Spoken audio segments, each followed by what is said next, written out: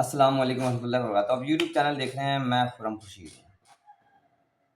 آپ کو پتہ ہے یہ جو گندم بارش کی وجہ سے خراب ہو گئی ہے, زالہ باری کی وجہ سے خراب ہو گئی ہے, اس کے ذمہ دار حکمران تو نہیں ہے. اللہ پاک قرآن میں کہتے ہیں کہ تمہیں ایماندار ہونا چاہیے. اب یہ جو نقصان ہوا ہے اس کی وجہ سے بھی تو گندم مہنگی ہو رہی ہے. اگر میری اوسط آنی تھی, فرض کریں ایک مرلہ میں 2 من, اب وہ آ رہی ہے 1.5 من, 1.25 من یا 1 من.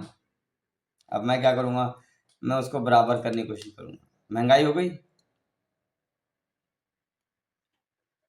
کیا یہ حکمرانوں نے کی ہے؟ یہ بارش حکمران تو نہیں کر سکتے, یہ اللہ کا عذاب ہے.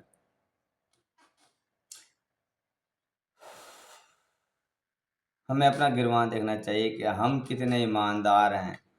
اللہ کے نبی نے فرمایا کہ سود پہ پیسہ لینے والا اور دینے والا دونوں میرے اور میرے اللہ کے خلاف جنگ لڑ رہے ہیں. لینے والا بھی, خالی دینے والا نہیں, لینے والا بھی. دینے والا تو ہے ہی ہے مجرم, لینے والا بھی. ہماری ساری انڈسٹری سود کے پیسے پہ چل رہی ہے, بینکوں میں بھرا پڑا. ہم تو اللہ سے جنگ لڑ رہے ہیں. اوہ اپنا گروان نہیں دیکھ رہا ہے کہ جیب میں حرام کی کمائیاں رکھ کے نماز مسجد میں کھڑے ہیں, اور امید یہ رکھ رہے ہیں کہ اللہ تعالیٰ ہمارے کام بنائے. اللہ سے توبہ تو کریں, اس عمل کو تو روکیں جس پہ اللہ ہم سے ناراض ہے. میں ابھی ایک بندے سے ملا, میں جانتا ہوں, وہ مجھے کہا تھا کہ بھائی جان یقین جانیں میں مزدوری کرتا تھا تو میں چھوٹی موٹی ڈنڈی مار لیتا تھا, جیسے کوئی سریے کا ٹوٹا بچ گیا, کوئی جناب والی ایسی 19-20 کوئی چیزیں بچ گئی تو میں بیچ دیتا تھا. میں دیکھتا تھا میرے گھر کی دوائیاں ہی نہیں ختم ہو رہی, بیماری نہیں ختم ہو رہی. میری بیٹی کو ڈاکٹروں نے جواب دے دیا تھا, چھوٹی بیٹی کو, کہ یہ 1-2 دن سے زیادہ نہیں بچے گی. اور میری بیٹی کی نانی نے کہا تھا کہ یہ 2-3 گھنٹے سے زیادہ نہیں بچے گی, اس کی آنکھیں پھر گئی تھیں. میں مسجد گیا, میں نے اللہ سے توبہ کی. میں نے کہا یا اللہ مجھے نہیں پتا تیری آزمائش ہے یا میرے گناہوں کی پکڑ ہے, لیکن نظر تو یہی ہے کہ میرے گناہوں کی پکڑ ہے. تو آزمائے گا تو اس وقت جب میں مخلص اور ایماندار ہوں گا, تیرا متقی پرہیزگار بندہ ہوں گا, وہ تو ہوں نہیں میں. تو آزمائش تو سائڈ پہ ہو گئی. اللہ یہ میرے گناہوں کی پکڑ ہے, میں اب نہیں کروں گا, مجھے معاف کر دے.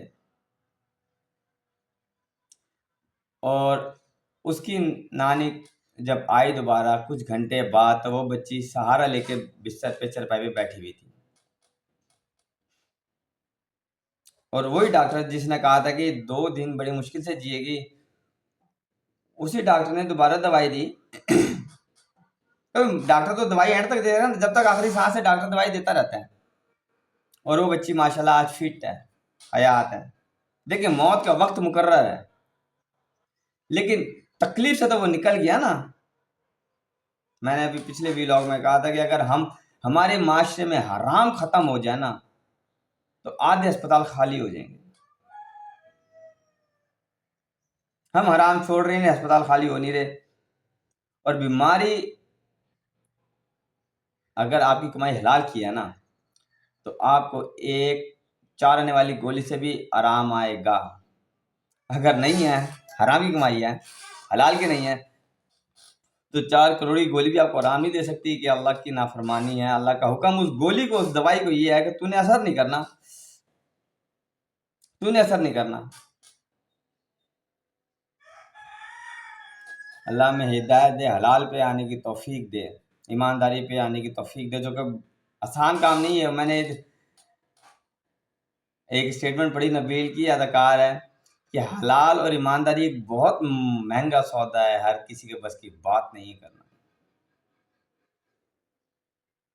میرا کلاس ہے, میں اس سے عموماً کہتا ہوں, میں یار تو جنت میں جا رہا ہوگا, میں حسرت سے دیکھ رہا ہوں گا تجھے.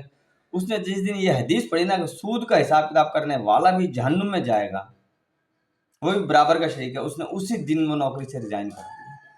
اس نے کہا جو میں اکاؤنٹس کا کام کرتا ہوں اس میں سود کا حساب کتاب ہے، بینک ٹرانزیکشن آ رہی جا رہی ہوتی ہے، سود کا حساب کتاب ہے۔